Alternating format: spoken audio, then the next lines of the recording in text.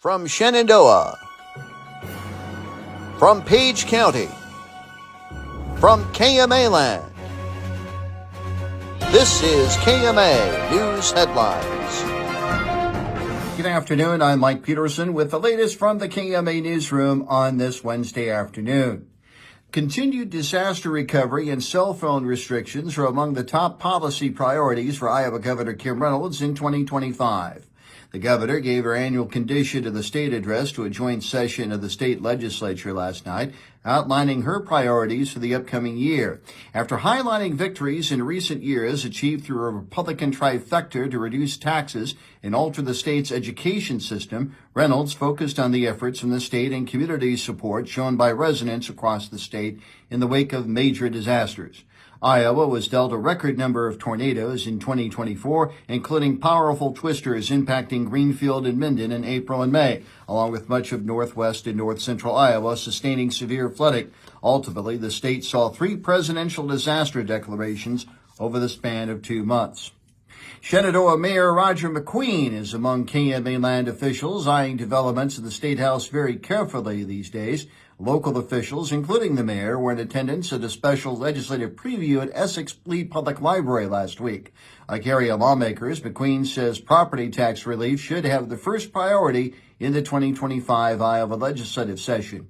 You know, the state, it really has to take a look at the property taxes, and something has to be done. And I think, we're going to hear a lot about that during this legislative session.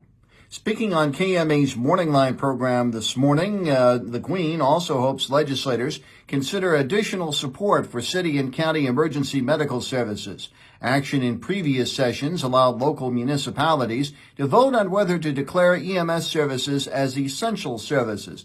But Page County voters defeated the EMS referendum in the November general election. Passage of the referendum by a 60% supermajority would have established a levy of 75 cents per $1,000 valuation to support the county's ambulance services. We need this help. These small counties with small ambulance services, when the state passed this, they pushed it back on the counties to decide. And so, we need some direction or something, what we can do to get this passed and move on. Now, McQueen encourages residents to attend Shenandoah's legislative briefing February 15th at 8 a.m. at the Bricker Room of Shenandoah's Public Safety Center. You can hear the full interview with Roger McQueen with the web story at KMAland.com as well as on our Morning Line page. Elsewhere, absentee voting is now underway for a special Page County election next month. Officials of the Page County Auditor's Office tell KMA News that in-person absentee voting period opened up Wednesday for the special election slated for Tuesday, February 4th. However, officials note they will not have ballots in the office until Thursday, that's tomorrow. In-person absentee voting runs up until Monday, February 3rd, during the Auditor's Office's regular business hours from 8 a.m. to 4:30 p.m. Now, those wishing a mail-in absentee ballot should submit those requests by Monday, January 20th, with ballots returned by the close of the polls Election Day at 8 p.m. Officials confirmed at least 2 candidates are running for the auditor's spot, Kristen Wagner and Cindy Van Fossen. Van Fossen was appointed by the Board of Supervisors late last year to the auditor's role before residents submitted a petition that garnered enough votes to call for the special election. And the individual receiving the most votes will succeed Melissa Wellhausen, who resigned in November of last year.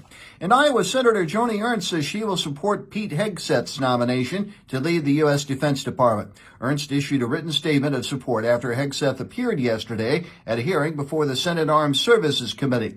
Ernst says the country's next commander-in-chief selected Hegseth to serve in this role, and after speaking with Hegseth and hearing from Iowans, she'll vote to confirm him as Secretary of Defense. KMA on-track weather, mostly sunny today, highs in the lower 30s, partly cloudy tonight, steady temperature in the mid-20s. More news at 5:05 and 6:05 this evening and online at KMAland.com. For KMA News, I'm Mike Peterson. So long, my friend.